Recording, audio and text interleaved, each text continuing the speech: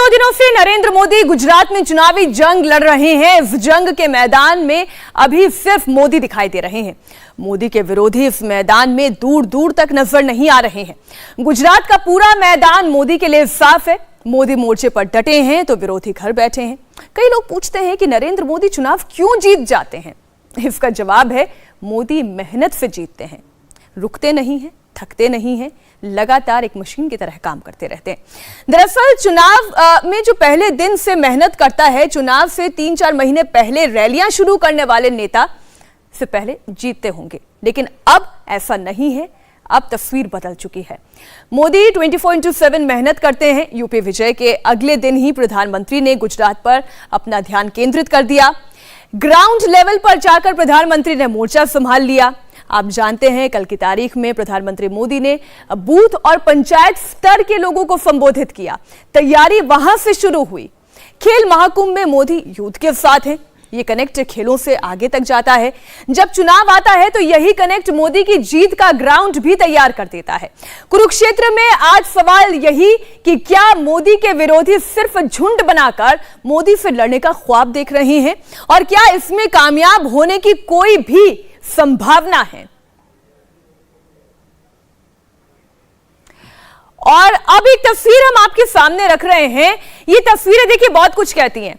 ऐसा नहीं है कि गुजरात में अगले महीने ही चुनाव होने वाला है, अभी इसमें भी वक्त बाकी है। लेकिन आप जरा दूसरी पॉलिटिकल पार्टीज को देखें। गुजरात में आम आदमी पार्टी भी अपनी किस्मत आजमाना चाहती है।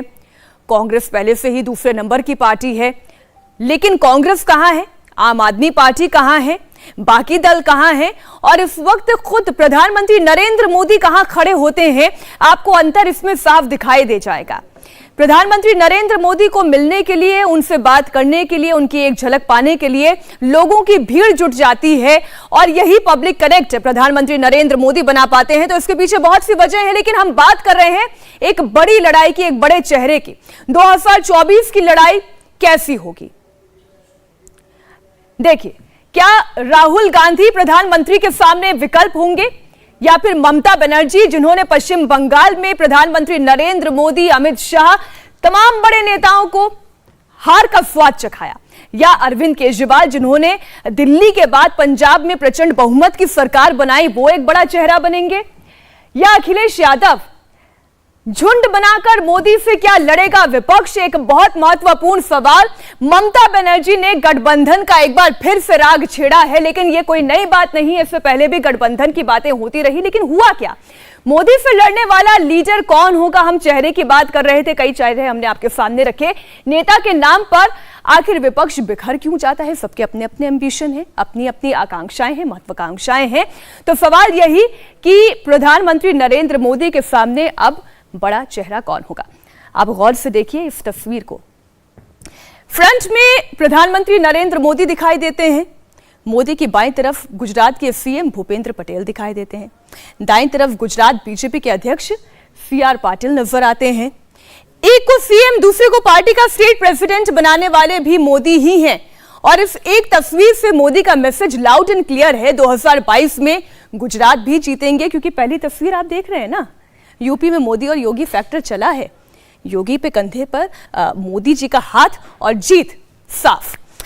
2022 के अंत में गुजरात, हिमाचल स्टेक पर है। मोदी को जीत हासिल करनी ही है और तैयारी अभी से शुरू है। आप देखिए 2023 में 9 राज्यों में मोदी का फोकस है, जिसमें राजस्थान है, मध्य प्रदेश है, कर्नाटक की बात करें, मेघालय की बात करें, त्रिपुरा, नागालैंड, तेलंगाना की बात करें। ये वो स्टेट है जिनका फ्यूचर इस वक्त प्रधानमंत्री नरेंद्र मोदी के निगाह में चस्पा है और इसमें सबसे पहला नंबर आता है गुजरात का। हमारे साथ तमाम खास मेहमान जुड़ गए हैं। हम इस पूरे मानचित्र के साथ साथ प्रधानमंत्री नरेंद्र मोदी के रणनीति और साथ ही 2024 में उनके विरोध में बड़ा चेहरा कौन होगा, इस पर करेंगे चर्चा। भारतीय जनता पार्टी से हमारे साथ प्रवक्ता नुपुर शर्मा जुड़ गई हैं। हर्षवर्धन जी, वरिष्ठ पत्रकार, हमारे साथ स्टूडियो में ही मौजूद है। राजनीतिक विश्लेषक संगीत रागी जी भी अब हमारे साथ स्टूडियो में जुड़ चुके हैं। शांतनु गुप्ता, आप भी राजनीतिक विश्लेषक है, अपनी किताबों के जरिए बहुत सी सुर्खियां ये बटोर चुके हैं और इन्होंने भी कहा था कि मोदी योगी की सरकार की वापसी होगी और ये हुआ, ये हमने होते हुए देखा। तो हम चर्चा को आगे बढ़ाते हैं और सबसे पहले नुपुर जी देखिए, तस्वीरें जो इस वक्त गुजरात से आ रही है, भारतीय जनता पार्टी का तो वैसे ही मनोबल बहुत ऊंचा है। 4 राज्यों में आप लोगों ने अपनी सरकार को न सिर्फ रिटेन किया है, बहुमत के साथ आप लोगों ने अपनी सरकार बनाई है और अगला लक्ष्य गुजरात का। जिस तरीके से आपकी पार्टी आगे काम कर रही है, विरोधी खेमा ये सोच रहा है हार का तरीका क्या हो सकता है, कैसे प्रधानमंत्री नरेंद्र मोदी को हराया जा सकता है, ये तरीका ढूंढा जा रहा है, लेकिन अभी तक इसे क्रैक नहीं किया जा सका। मीनाक्षी जी नमस्कार आपको, सभी पैनलिस्ट और सभी दर्शकों को। सबसे पहली बात है कि अगर आप जमीनी स्तर पे काम करके नहीं दिखाएंगे, लाभार्थियों की तरफ कुछ भी आपकी नीतियां हो वो लागू होने के बावजूद भी कोई लाभ नहीं पहुंचा पाएंगी। इस बारी चुनाव में मैं कहूंगी जो भी फीडबैक आया है, लाभार्थी चेतना वर्ग एक नया वर्ग निकल के आया है जिसने सच में केंद्र सरकार की 140 से अधिक नीतियों का लाभ उठाया है। अगर उनको काम नहीं देखेगा जमीनी स्तर पे तो वो आपको जिताएंगे भी नहीं। आज का नागरिक, नए भारत का मतदाता हिसाब मांगता है कि आपने काम क्या किया। जो 7 दशक निकाल दिए जिन्होंने, कभी किसी की सरकार राज्य में, कभी किसी की सरकार केंद्र में, जब उन्होंने कोई काम करके नहीं दिखाया, जब आप जो बीज बोना चाहते थे गरीबी हटाओ का, वो अभी हाल ही 2019 में न्याय पे आके अटक गया, तो आपको कैसे लगता है कि किसी को भी विश्वास होगा जनता जनार्दन में से कि इनमें से कोई भी विपक्षी दल सचमुच कोई काम करके दिखाएगा? देखिए, ऐसा नहीं है कि हम चुनाव हारते नहीं हैं मीनाक्षी जी, बहुत कारणोंवश हम बहुत चुनाव हारे भी हैं और 2014-19 में केंद्र सरकार बनाने के बावजूद हारे हैं। वो जनता जनार्दन का डिसीजन, उनका निर्णय होता है, वो हमारी सराखों पर है। लेकिन हम एकमात्र ऐसी पार्टी है जिन्होंने बहुत ही बेसिक फैसिलिटीज, अगर मैं कहूं तो वो बेसिक फैसिलिटीज हमारे मतदाताओं, हमारी जनता जनार्दन के घरों तक पहुंचाने का कार्य किया है। छत नहीं तो पीएम आवास योजना, आवास विकास योजना, शौचालय नहीं तो इज्जत घर स्वच्छ भारत के अधीन, गैस नहीं तो आपको मुफ्त में गैस कनेक्शन उज्ज्वला तहत, बिजली नहीं तो उसके लिए उजाला भी आई, 18,000 गांव के अंदर बिजली कनेक्शन भी दिए गए। उसके बाद जब महामारी आ गई, देखिए चैलेंजेस देखिए कितने बड़े थे हमारे सामने।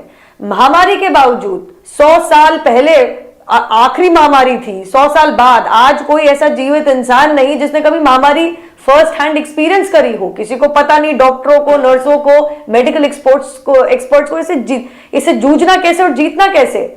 उसके ऊपर हमें रिस्ट्रिक्शंस लगाने पड़े, लॉकडाउन लगाना पड़ा, लोगों की नौकरियां भी गई। तो उस समय पे एक पितामह बनके हमारे भारतवर्ष के आदरणीय प्रधानमंत्री मोदी जी ने यह निर्णय लिया कि कोई भी इंसान भूखे पेट ना सोए। तो जब 84 करोड़ लोगों को लगभग 2 साल तक आप गरीब कल्याण योजना के तहत आप उनको राशन पहुंचाते हैं कि खाना खा के तो सोए, और फिर वो कुछ राज्य सरकार उनको डबल करती है, तो हमारे जनता जनार्दन मतदाताओं को, उनके परिवारों को दिखेगा। साथ ही में मैं भूल गई, आयुष्मान योजना के इलाज भी, जो गरीब तबका है उसके इलाज की भी चिंता हमारे आदरणीय प्रधानमंत्री करते हैं। तो ये जो बेसिक नेसेसिटीज हैं लाइफ की, सबसे पहले आप वो कवर कीजिए, उसके बाद यू ब्रिंग देम अप। ये बहुत ही सिंपल इकोनॉमिक्स है और ये लाभार्थी वर्ग पूर्ण विश्वास और आशीर्वाद मोदी जी में जताकर रखता है।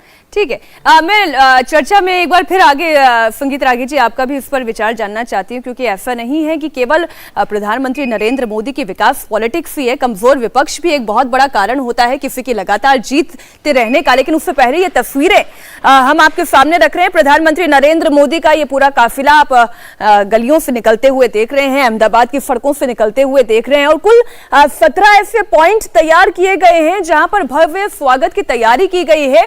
खेल महाकुंभ का उद्घाटन आज प्रधानमंत्री नरेंद्र मोदी करने वाले हैं, और जिस पब्लिक कनेक्ट की बात कर रहे हैं और जिस हम स्पिरिट की बात कर रहे हैं, लगातार चुनावी मोड में रहना प्रधानमंत्री नरेंद्र मोदी का, ये बीजेपी के लिए एक जीत की गारंटी बनता है, क्योंकि कार्यकर्ताओं में वो लगातार उत्साह बनाए रखते हैं। ऐसा नहीं है कि उत्तर प्रदेश में चुनाव हो गया, लगातार इतनी मेहनत की, अब थोड़ा आराम करने का समय आ गया। नहीं, उत्तर प्रदेश, उत्तराखंड, गोवा, मणिपुर की जीत हुई, अगले दिन अहमदाबाद पहुंच गए। जो सबसे निचली इकाई होती है वहां पर, यानी ग्रास रूट तक अपने कार्यकर्ताओं के साथ जुड़ जाना, पंचायत के सदस्यों को संबोधित करना, उनसे बातचीत करना, और फिर खेल महाकुंभ के जरिए यूथ को डायरेक्ट अपने साथ जोड़ना, ये एक बहुत बड़ी मैं ये कहूं कि ये ताकत भी है प्रधानमंत्री नरेंद्र मोदी की। रागी जी, हम यही कह रहे थे जो अभी नुपुर जी ने कहा कि क्योंकि ये विकास की पॉलिटिक्स है और ये जनता को पसंद आ गई है, जो छोटी छोटी सुविधाएं, बुनियादी इश्यूज को इन्होंने एड्रेस किया। लेकिन इसका दूसरा पक्ष ये भी है कि ये कमजोर विपक्ष, उसका मैदान पर ना दिखाई देना, उसका तंत्र कमजोर होना भी एक बहुत बड़ी ताकत है प्रधानमंत्री के लिए। एक बात मुझे बताइए, उत्तर प्रदेश में क्या विपक्ष कमजोर था? समाजवादी पार्टी पूरी ताकत के साथ लड़ रही थी। समाजवादी पार्टी के अतिरिक्त एक समुदाय जो है वो पूरी तरीके से 80 से 82% वोट जो है अपने समाज का, वो समाजवादी पार्टी के पीछे झोंक दिया था। ऐसी स्थिति में ये कहना कि समाजवादी पार्टी वहाँ पर विपक्ष बहुत कमज़ोर था, ये कहना मुझे 31% और 32% जो वोट लेकर के आता है उससे कमज़ोर विपक्ष आप मत मानिए। लेकिन ये कहना बेहतर होगा कि जो सत्ता पक्ष था वो बहुत ताकतवर था, और सत्ता पक्ष इसलिए ताकतवर था जिसका जिक्र उन्होंने नुपुर जी ने किया है, मैं इसे दोहराना नहीं चाहता हूँ। एक अभी जो प्रधानमंत्री की यात्रा है, मुझे लगता है कि आने वाले दिनों में, और मेरी जानकारी में भी है, लोग भारत में एक राजनीतिक नेतृत्व, आपने मुझे डिस्कनेक्ट क्यों कर दिया स्टूडियो से? इसकी स्टाइल जो है, अरे मैं स्टूडियो में लगी हूँ भैया, आपने डिस्कनेक्ट क्यों कर दिया? नुपुर शर्मा हूँ मैं, बीजेपी की प्रवक्ता। नुपुर जी आपकी आवाज हम सुन पा रहे हैं, जरा इसको हम दुरुस्त करवा लेते हैं। रागी जी आप अपनी बात पूरी करें। मैं जो कह रहा था कि प्रधानमंत्री किसी ऑफिस में प्रधानमंत्री का जो लीडरशिप स्टाइल है, उस लीडरशिप स्टाइल पर आने वाले दिनों में कोई रिसर्च करना चाहे तो करना चाहिए। गुजरात से आप देखेंगे कि प्रधानमंत्री हो या जब वो मुख्यमंत्री थे, जिस भी शहर में उनका कार्यक्रम होता था वो 5 वर्ष जनता के साथ पब्लिक रैली, पब्लिक मीटिंग के साथ कनेक्ट करते थे। आप यहां पर आप देखिए, जब भी बनारस जाते हैं प्रधानमंत्री, सिर्फ अपनी कॉन्स्टिट्यूएंसी में कुछ 1-2 गिने चुने लोगों से मिल करके और कुछ मीटिंग कर करके लौट नहीं जाते, ऐसा कभी नहीं होता है। किसी भी बिहार में चले जाएं रैली जरूर होगी, उत्तराखंड चले जाएं रैली जरूर होगी, कहीं भी जाएं। तो ये उनका जो जनता के साथ कनेक्शन है, ये एक बहुत बड़ी बात है। और दूसरी बात देखिए, इस देश का एक ऐसा वर्ग था जो वाकई में, जिसे हम कहते हैं बेसिक मौलिक सुविधाओं से वंचित रहा था। शौचालय योजना की आप बात करते हैं, उन गरीब परिवारों से आप पूछिए, उनको लगता था जो शाम होने का, जिनकी माताएं बहनें शाम होने का इंतजार करती थी, उनको लगता है कि हमको एक डिग्निटी मिला है, एक जीने के लिए जो एक मौलिक सुविधाओं के साथ साथ हमें जो एक जीने का एक डिग्निटी होता है, वो हमको दिया है नरेंद्र मोदी ने। एक दर्शक को मैं देख रहा था, एक 10 सेकंड, मैं एक देख रहा था, किसी आप ही के या किसी एक पत्रकार ने एक वीडियो भेजा था जिसमें एक व्यक्ति से पूछा जाता है कि आप रो क्यों रहे हैं? उन्होंने कहा मुझे प्रधानमंत्री से अटैचमेंट है। तो उन्होंने कहा आपको मिला क्या है? मुझे मिला कुछ नहीं है, लेकिन इस आदमी में मुझे विश्वास है। ये जो विश्वास है जनता का, वही जिससे नरेंद्र मोदी की क्रेडिबिलिटी या रेटिंग कम नहीं हो रही है।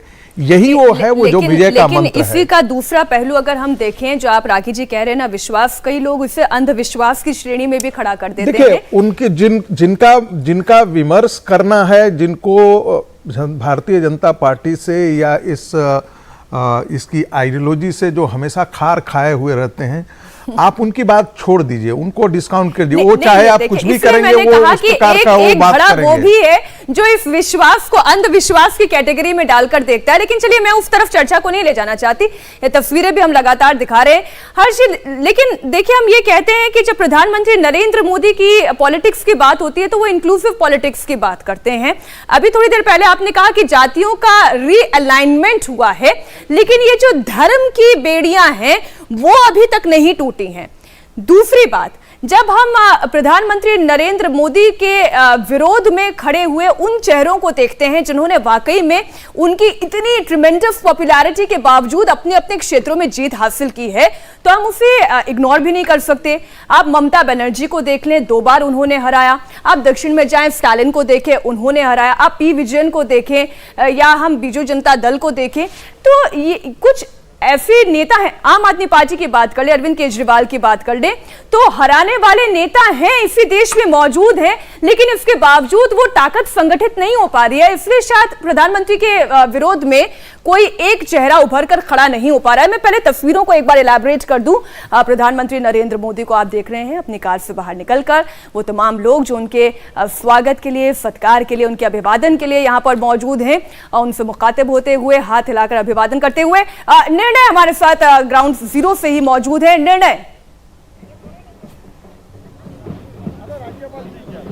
देखिए मीनाक्षी, मैं आपको बताऊं, यहाँ पे जैसे ही अब प्रधानमंत्री मोदी के आने की आहट सुनाई दे रही है, अभी कुछ देर पहले गवर्नर का काफिला जो है यहाँ से निकला है और अब थोड़ी देर में ही यहाँ पे प्रधानमंत्री पहुँचेंगे। और मैं आपको यहाँ का माहौल दिखा दूँ। आप देखिए सामने की तरफ भी लोग खड़े हुए हैं सड़कों पे, और यहाँ अगर आप देखेंगे पूरा, अगर कैमरा में घुमा के भी दिखाऊँ आपको, तो आप देखिए चारों तरफ यहाँ पे लोग जो हैं वो जमा हो चुके हैं प्रधानमंत्री नरेंद्र मोदी के स्वागत के लिए। और ऐसे 17 पॉइंट हैं, 17 पॉइंट यहाँ पे बने हुए हैं जहाँ पूरे रूट पे स्टेडियम तक के, जहाँ लोग स्वागत करेंगे। और हम लोगों से भी बात करते हैं, कार्यकर्ताओं से बात करते हैं कि आखिर ऐसा क्या अट्रैक्शन है नरेंद्र मोदी में जो इतनी बड़ी संख्या में कार्यकर्ता इतने शॉर्ट समय में एक साथ इकट्ठे हो जाते हैं।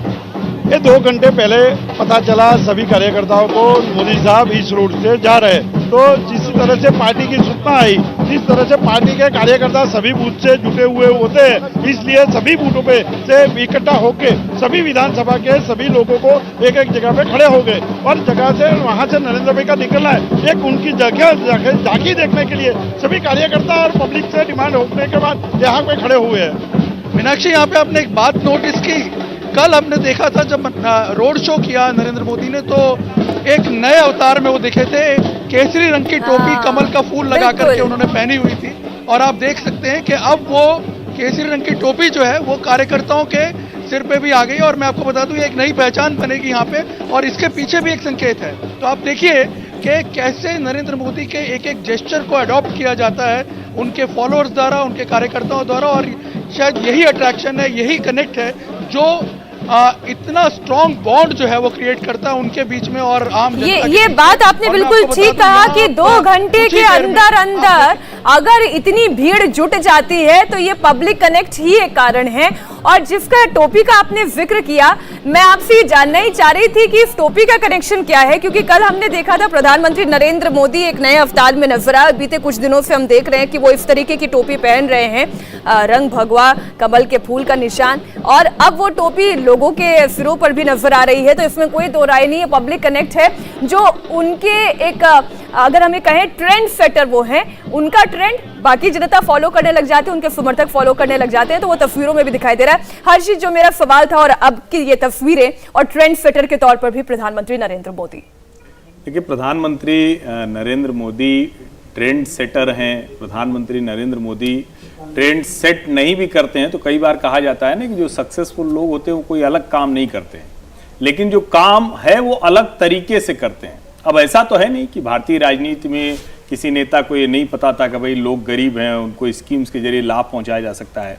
और एक मैं छोटी सी बात कहता हूं, देखिए अभी हम क्या है ना कि अभी कहीं भी जाते हैं तो हमें देश में चारों तरफ हाईवे मिलता है, सब बड़ी बड़ी अच्छी अच्छी चीजें मिलती हैं, लेकिन हम लोग दिल्ली से मेरठ की जो बात करते हैं, और मैं बार बार इसका जिक्र करता हूं, आज जो देश की सबसे ज्यादा अंतर से जीती जाने वाली 2 विधानसभा हैं, पुराने NH-24, अभी के नेशनल एक्सप्रेसवे 3, उसके दोनों तरफ हैं। ये अपने आप में दिखाता है कि नरेंद्र मोदी की डेवलपमेंट पॉलिटिक्स ने क्या कमाल किया है। वरना इसी सड़क के से गुजरने वाले लोगों को नाना प्रकार की बीमारियों से लेकर जाने क्या क्या होता था।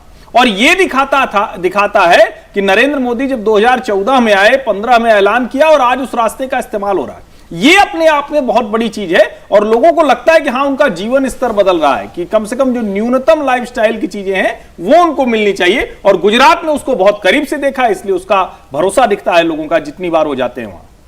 शशांक जी, अब देखिए, कुछ क्रेडिट तो आपको प्रधानमंत्री नरेंद्र मोदी को देना ही होगा। भले ही एक पॉलिटिशियन के तौर पर समाजवादी पार्टी के आप एमएलसी हो सकते हैं, लेकिन आपको ये बात तो माननी पड़ेगी कि कई मामलों में वो ट्रेंड सेट करते हैं, जहां पर जीत या हार की दोनों ही परिस्थितियों में पॉलिटिकल पार्टीज की सीनियर लीडरशिप अपने घरों में कुछ दिन आराम करने का सोचते हैं।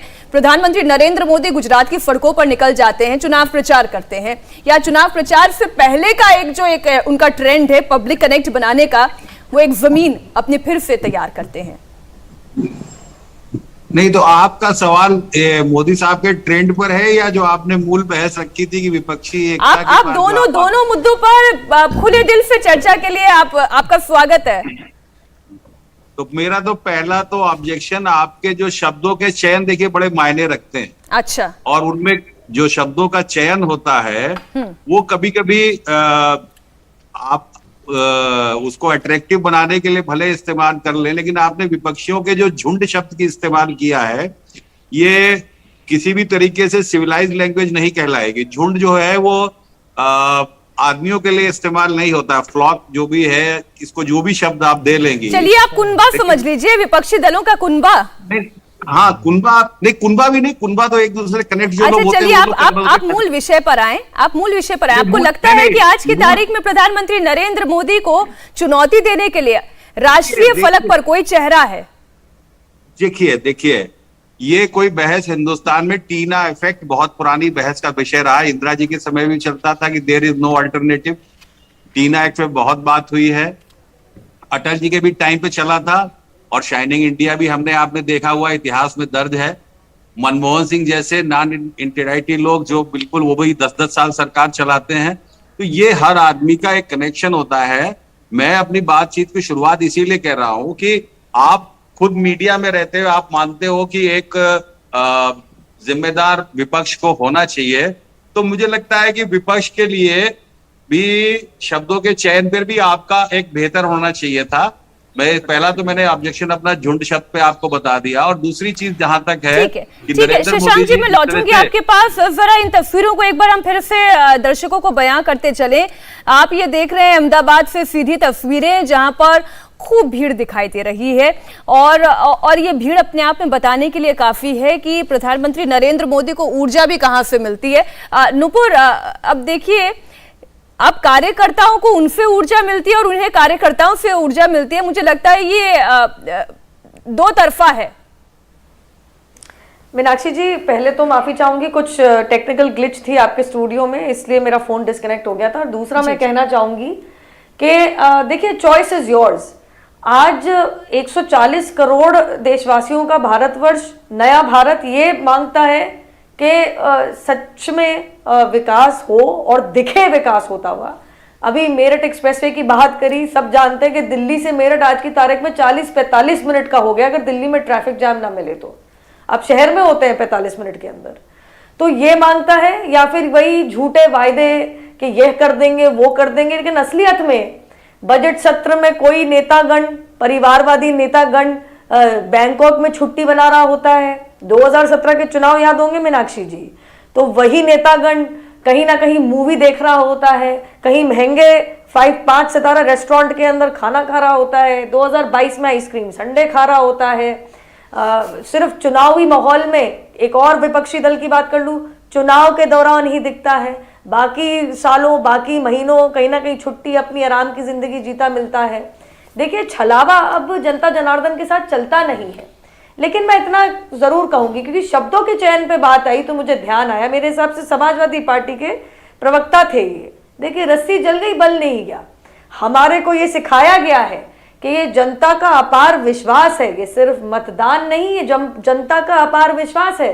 तो विनम्रता पूर्व हाथ जोड़ के, सर झुका के बोलिए, बहुत धन्यवाद, आपने दोबारा हम पे विश्वास किया है, और हम पूरी कोशिश करेंगे कि जो वायदे हमने आप लोगों के साथ किए हैं वो लाभ आप तक पहुंचाने में हम लोग खरे उतरे।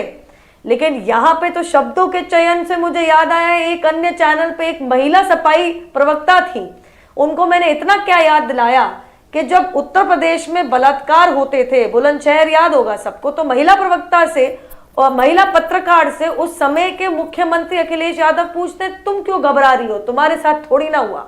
और मानसिकता ऐसी थी कि महिला के निक्कर का रंग क्या है ये पूछते थे, और बलात्कारियों को निर्दोष बच्चा बताते थे। गलती है, छोटी सी बलात्कार हो जाती है बच्चों से।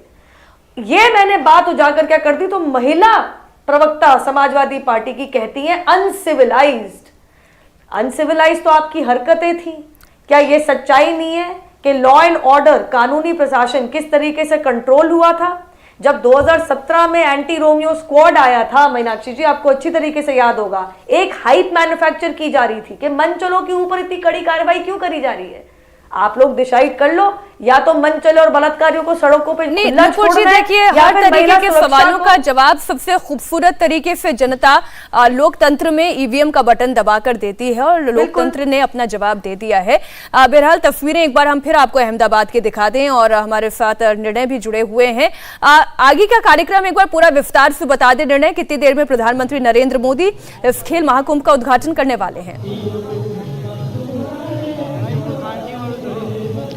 देखिए, मैं आपको बता दूं मीनाक्षी, इस वक्त मैं जहां खड़ा हूं वाड़द सर्कल, हमें यह पता चला है कि प्रधानमंत्री इससे एक पॉइंट पीछे जो सुभाष ब्रिज का सर्कल है वहां तक लगभग पहुंच चुके हैं, और अब से किसी भी वक्त वो यहां पहुंचेंगे। और यहां से करीब 1.5 से 2 किलोमीटर की दूरी पे है सरदार पटेल स्टेडियम, जहां वो पहुंच करके इस खेल महाकुंभ जो इवेंट है उसका जो है उद्घाटन करने वाले हैं। और मैं आपको बता दूं ये खेल महाकुंभ जो है इसका 11वां संस्करण होगा। ये इनफैक्ट 10-11 साल पहले उन्होंने खुद इस खेल महाकुंभ की शुरुआत की थी।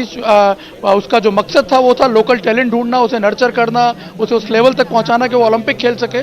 और इस बार मैं आपको बताऊं सबसे बड़ी बात ये हुई कि 2021 के जो ओलंपिक हुए, पैरा ओलंपिक और ओलंपिक इवेंट्स, उसमें करीब 6 लड़कियां जो हैं उन्होंने गुजरात से पार्टिसिपेट किया उसमें। और भाविना पटेल नाम की जो पैरालंपिक प्लेयर है, टेबल टेनिस प्लेयर, वो सिल्वर मेडल भी जीती।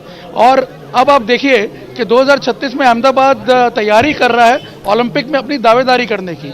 तो मोदी जमीन पे काम भी करते हैं, और इसी वजह से यहाँ इतने सारे लोग जो हैं वो उनके फैंस जो हैं यहाँ पे इकट्ठे। और अब मैं आपको बता दूं कि किसी भी वक्त वो पहुँच सकते हैं। यहाँ पे उनकी जो वार्निंग कार है वो आ चुकी है, यानी संकेत साफ है कि अब किसी भी वक्त प्रधानमंत्री मोदी का कॉन्वॉय जो है वो पीछे से आएगा। और आप देखिए यहाँ जितने भी लोग खड़े हैं टकटकी लगा करके उसी तरफ पीछे की तरफ देख रहे हैं। काफ़ी घंटों से यहाँ वेट कर रहे हैं।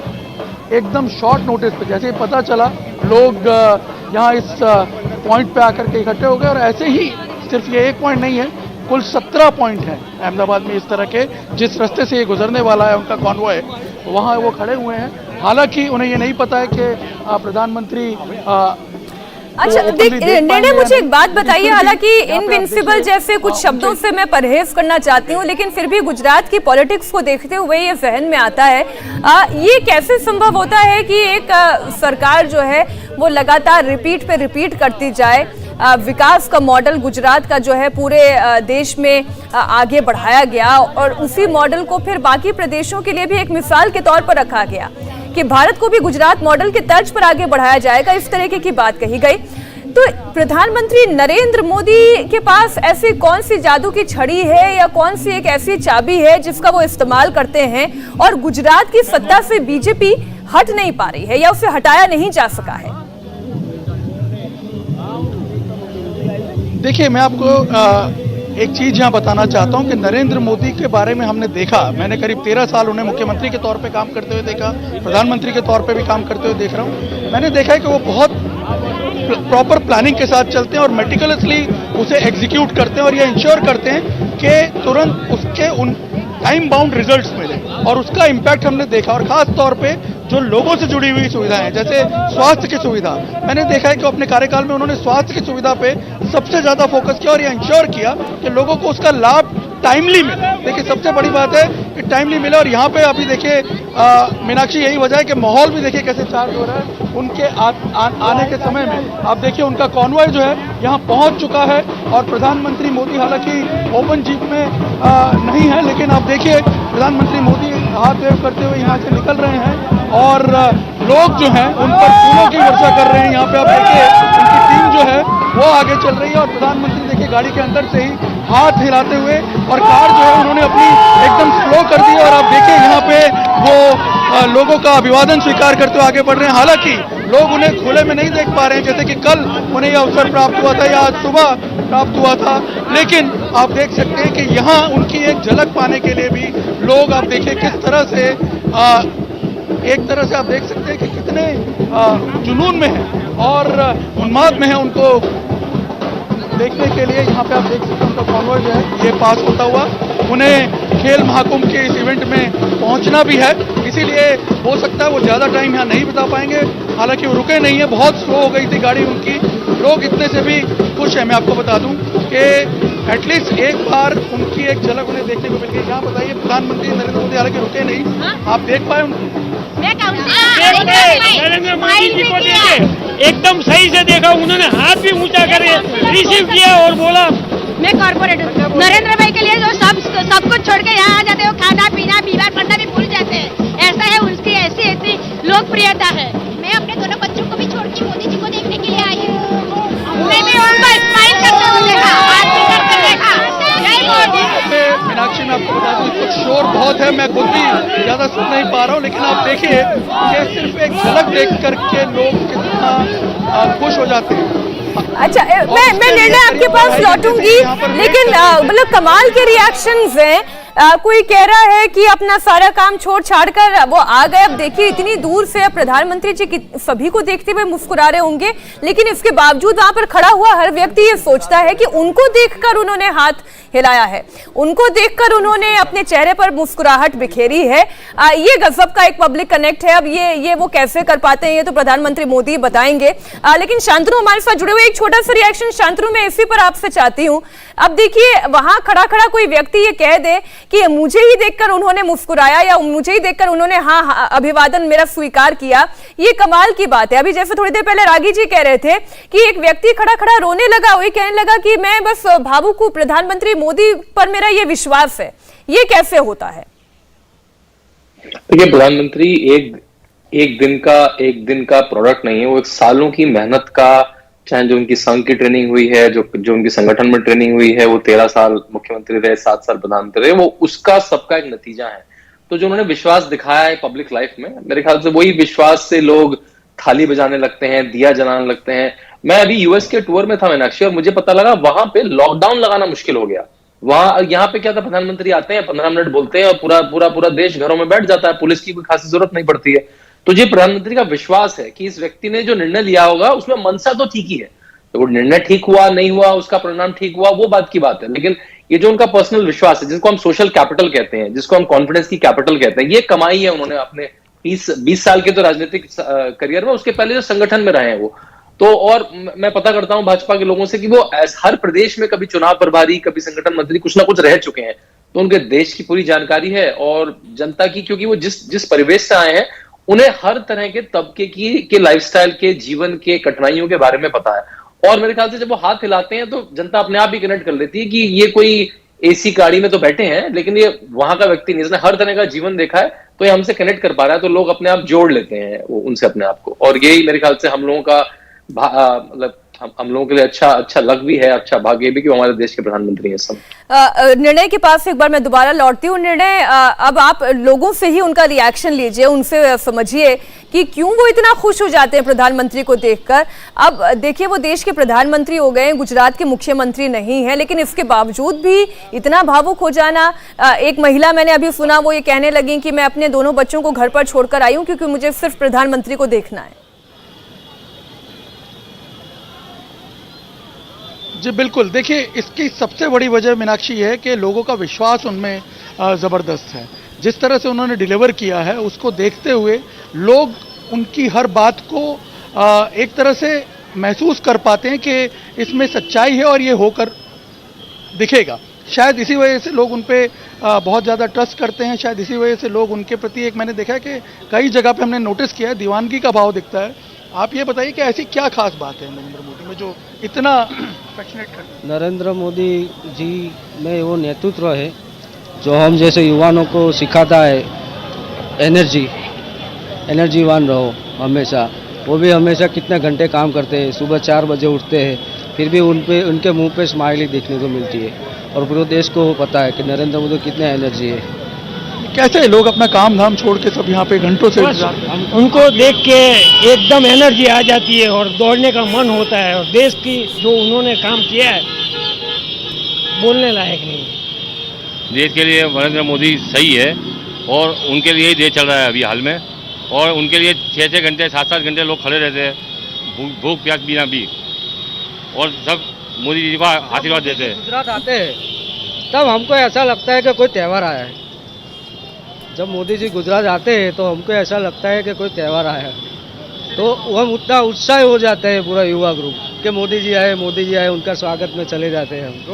2 दिन दिवाली जैसा। मीनाक्षी, जिस बात की चर्चा हम पिछले 2 दिन से कर रहे हैं, आपको शायद इनके जो वक्तव्य हैं उससे आपको आंसर मिल गया होगा कि चुनावी वर्ष की शुरुआत में ही नरेंद्र मोदी ने आकर के जिस तरह से जमीन तैयार की, जिस तरह से पिछले 48 घंटों में आपने देखा, जिस तरह से लोगों के साथ उन्होंने कनेक्ट करने की कोशिश की, आप इससे अंदाजा लगाइए कि 2 दिन पहले तक ऐसा नहीं लग रहा था कि गुजरात में चुनाव होने वाले हैं।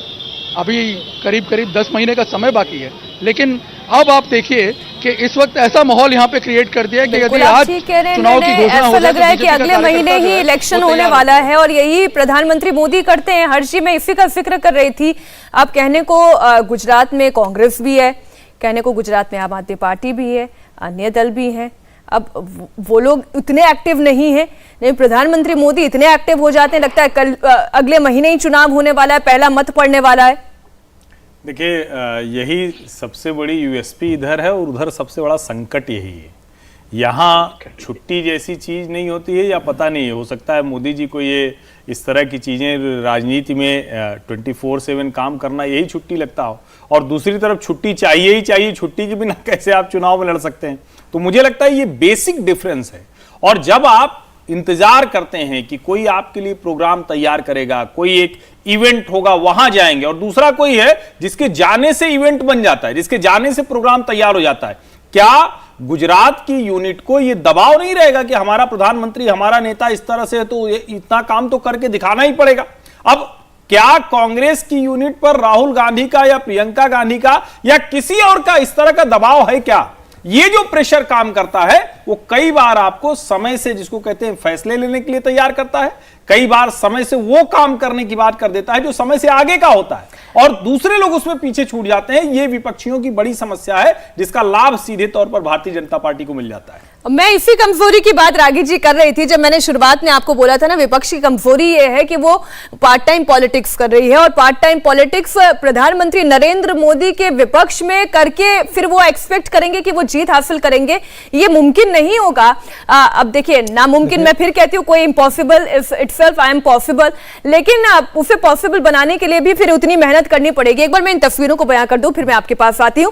प्रधानमंत्री नरेंद्र मोदी और उनका स्वागत करने के लिए अलग अलग जो 17 ऐसे मंच तैयार किए गए जहां पर लोग उनका स्वागत करना चाहते थे, लेकिन आज वो ओपन जीप में नहीं है और गाड़ी से बहुत ज्यादा वो बाहर भी नहीं निकल रहे हैं, पर गाड़ी की रफ्तार बहुत धीमे है, और वो खुद मैं जैसा कि देख पा रही हूं, समझ पा रही हूं कि अपनी गेट पर ही वो खड़े होकर अभिवादन स्वीकार कर रहे हैं। अब आप उनकी उम्र भी देखें, अब उनका जोश भी देखें, गाड़ी पर खड़े होकर लोगों का अभिवादन स्वीकार करने का उनका जज्बा भी देखें, और यही मोदी को बाकी नेताओं से अलग बनाता है। रागी जी, देखिए, एक चीज़ है जो राजनीति में जो पॉलिटिकल संप्रेषण की बात है, पॉलिटिकल कनेक्शन, पॉलिटिकल संप्रेषण कह लीजिए, वो एक अद्भुत है। नरेंद्र मोदी जैसी पकड़, शांतनु कह रहे थे, कोई एक नेता बता दीजिए जो कोई एक ऐसा प्रधानमंत्री जो कहता हो कि जो जिन लोगों के हाथों में पैसे हैं वो जो है वो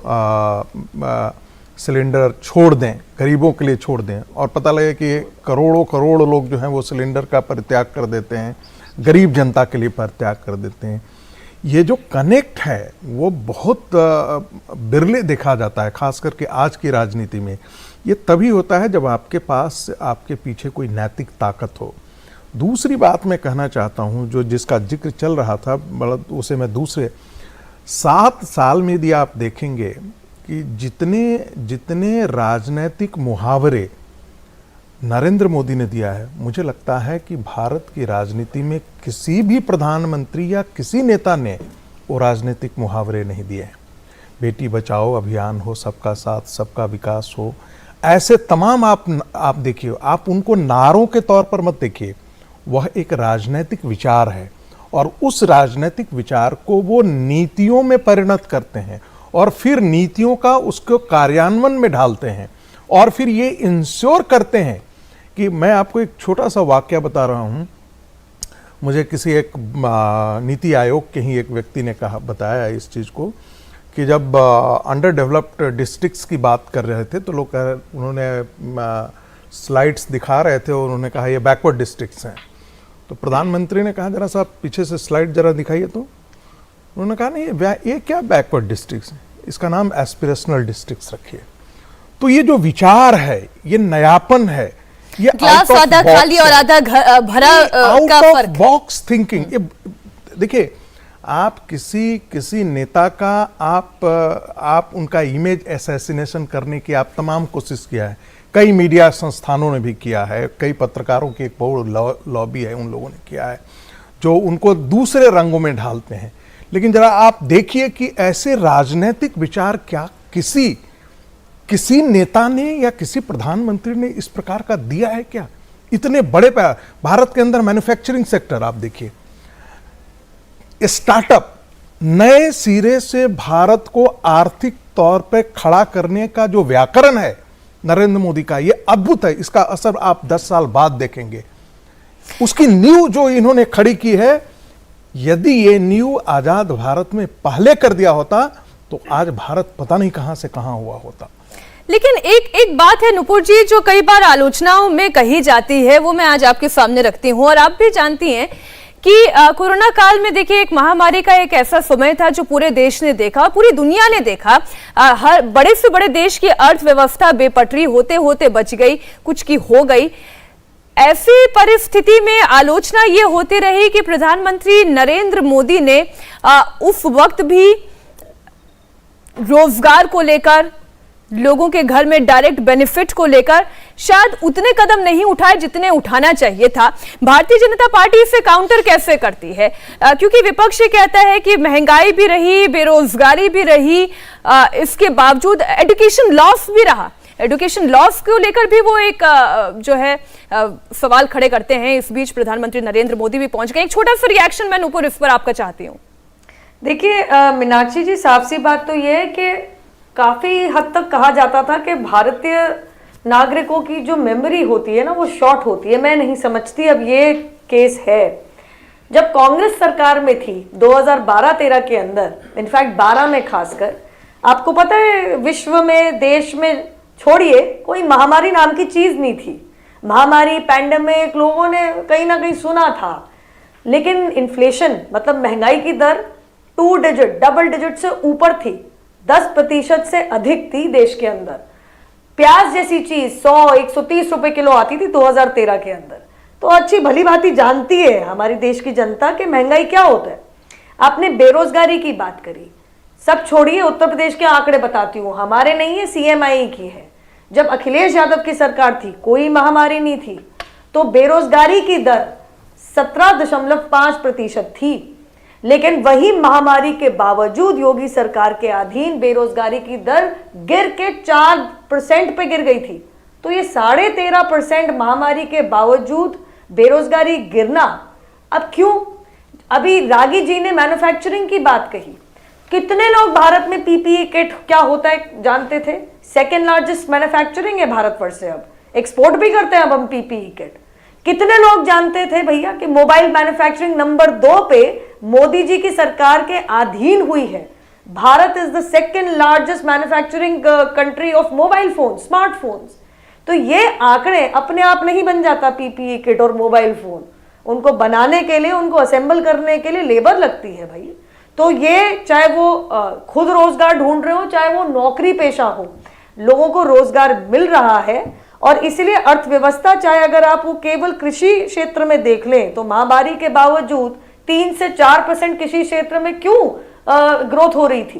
तो ये बहुत सारे आंकड़े हैं जिन्हें हमें ध्यान में रखना पड़ेगा। और ये वो लोग जो ट्रेडिशनल पॉलिटिक्स करते थे, जाति की, MY फिर J भी ले आए, असलियत में तो धोखा मिल गया ना।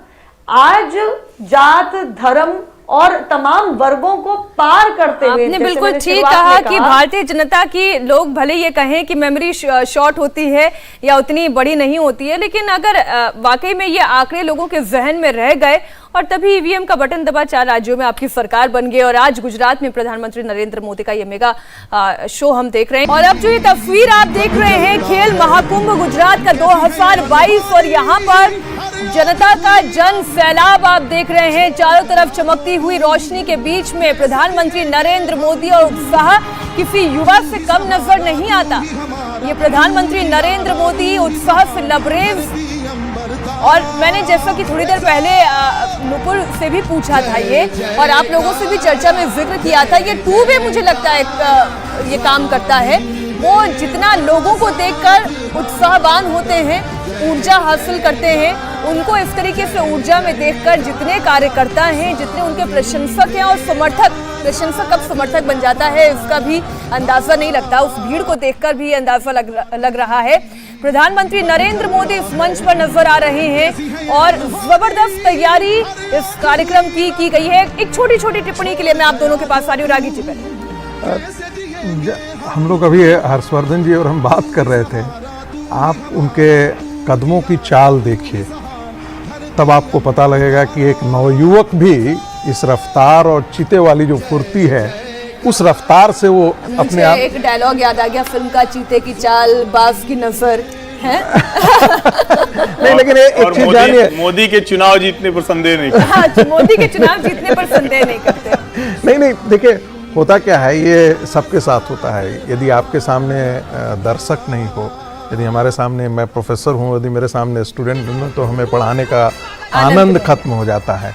वैसे ही नेता के लिए भी वही बात है। नेता के सामने यदि भीड़ नहीं है तो स्वाभाविक है कि उसकी चपलता और उसकी फुर्ती वो सारे कुंद हो जाती है। यहाँ आप देख रहे हैं इतने सारे लोग अहमदाबाद से, और क्या कह कर के आ रहे हैं, हमको नरेंद्र मोदी की एक झलक चाहिए, इसके लिए हम घर परिवार छोड़ कर के यहाँ आ रहे हैं। ये अब बहुत बड़ी ये कनेक्ट की बात है। आप जनता जो है वो नरेंद्र मोदी से संवेदना के स्तर पर, मानसिक तौर पर अपने आप को इतना कनेक्ट करता है, वो लगता है ये मेरा अपना प्रधानमंत्री है, मेरा अपना नेता है। कुछ मिले ना मिले इसमें इसका कोई व्याकरण नहीं है, इसका कोई गणित नहीं है, लाभ हानि का कोई व्याकरण और गणित नहीं होता है इन सब चीज़ों में। जब जुड़ाव होता है तो ये सब सारी चीज़ें खत्म हो जाती हैं। उनको लगता है ये आदमी देश के लिए काम कर रहा है। मैं डिफर करती हूँ, लेकिन जब लाभ मिलता है तो वो कनेक्शन हमेशा के लिए जुड़ जाता है, वरना मोह भंग होते हुए भी हमने देखा है। देखिए, दो चीजें होती है। जब तक आपको ये लगता हो कि ये आदमी निष्ठावान है व्यक्ति, ये जो भरोसा है, जो शुरू में किसी ने कहा पैनल में से कि ये आदमी हमारे लिए गलत सोच नहीं सकता, हमारे लिए गलत नहीं कर सकता। हो सकता है कोई नीति, एक पीटर ड्रकर थे और वो कहते थे कि हमारे पास कोई आकर के कहता है कि मैंने ज़िंदगी में गलती नहीं की है, तो ऐसे आदमी को मैं अपने ऑर्गेनाइजेशन के टॉप लीडरशिप पे कभी नहीं रखता हूँ। पीटर ड्रकर दुनिया के सबसे बड़े मैनेजमेंट साइंटिस्ट के तौर पर जाने जाते हैं।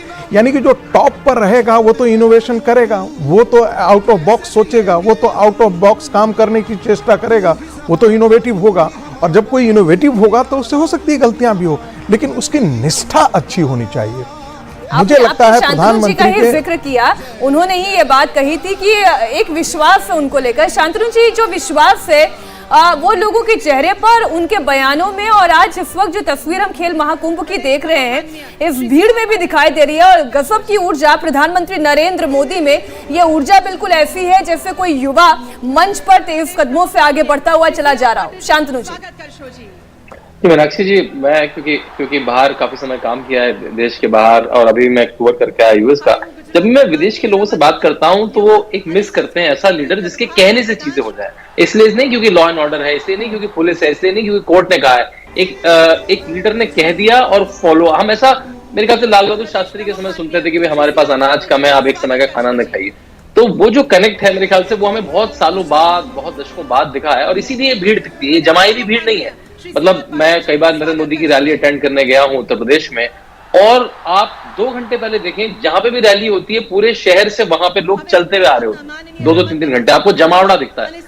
तो मेरे ख्याल से अलग कनेक्ट, बिल्कुल अलग लेवल का कनेक्ट है। लोगों ने मान लिया है कि इस व्यक्ति से शायद कोई निर्णय अच्छा हो ना हो, लेकिन उसकी मंशा, जैसा रागी जी ने कहा, उसकी मंशा कभी गलत नहीं हो सकती, इसकी निष्ठा गलत नहीं हो सकती। हर्षी में जो कह रही थी ना, लेकिन अगर किसी को डायरेक्ट बेनिफिट मिलता है, किसी को योजना का सीधा फायदा मिलता है, तो ये कनेक्शन हमेशा के लिए हो जाता है और वो केवल वो एक विचारधारा का वोट बैंक नहीं रह जाता, वो एक लाभार्थी का वोट बैंक बन जाता है जिसे सरकार से कुछ मिला हो। और यही अगर सरकार से नहीं मिलता है तो वो मोह भंग हो जाता है। आज विपक्ष की रणनीति में खाली चूक आप देखते हैं या फिर उससे मोह भंग भी देखते हैं कि उससे वो विश्वास छिटक गया है जनता का। देखिए, निश्चित तौर पर विश्वास टूटा है और राजनीति हो या निजी जीवन हो, उसमें एक बार भरोसा टूटता है तो जुड़ना बहुत मुश्किल होता है। प्रधानमंत्री नरेंद्र मोदी के लिए एक बात मैं और कहूँगा, देखिए गुजरात में भी और संयोगवश 2007 से लगातार गुजरात विधानसभा चुनाव को देखते हुए वहाँ उन्होंने जो स्कीम जिसकी हम नेशनल पर्सपेक्टिव में बात करते हैं, उस सब की शुरुआत उन्होंने वहाँ की। और मैं तो कहता हूँ कि आज ये जो वहाँ तैयारी करने वाले, हालांकि वहाँ कांग्रेस के अलावा कोई बड़ी पार्टी नहीं है, आम आदमी पार्टी तो अभी वहाँ बच्चा पार्टी है, लेकिन उनको आज शायद ये स्क्रीन देखकर डर लग रहा होगा। वो सोच रहे होंगे कैसे हम कौन सी रणनीति लेकर जाए, क्योंकि ये जो खेल महाकुंभ जैसी चीज है, अभी आपने उत्तर प्रदेश में देखा कि हर जिले में प्रधानमंत्री ने कहा कि आप खेल महाकुंभ कराइए। अब जो यूथ है, अगर वो आपसे सीधे कनेक्ट हो गया तो क्या आपको लगता है कि चुनाव के समय वो काम नहीं आएगा? और जब हम कहते हैं फर्स्ट टाइम वोटर्स, निश्चित तौर पर, और जब हम कहते हैं ना कि ये लाभ देने वाली चीज, जैसे बड़े बड़े नेताओं की चर्चा होती है तो कहा जाता है कि उन्होंने इतने लोगों को नौकरी दे दी, इतने लोगों का काम करा दिया। आप निजी तौर पर कितने लोगों का अधिकतम काम करा सकते हैं? बड़ा से बड़ा नेता हो 2000, 4000, 5000, लेकिन जब आप स्कीम्स के जरिए, प्रोग्राम्स के जरिए लोगों को लाभ देते हैं, उनके जीवन स्तर को बेहतर करते हैं और कनेक्ट करते हैं, आपको हर वक्त कुछ न कुछ करने के लिए मिला है, तो इतना बड़ा समूह होता है जो अभी आप स्क्रीन पे देख रहे हो। निश्चित तौर पर इसे देखकर दूसरी पार्टियों को सीखना भी चाहिए और नहीं सीख रहे तो डरना भी चाहिए। इंडिया टीवी हर वक्त हर जगह डाउनलोड करने के लिए सर्च करें India TV news Google play store या ऐप स्टोर पर।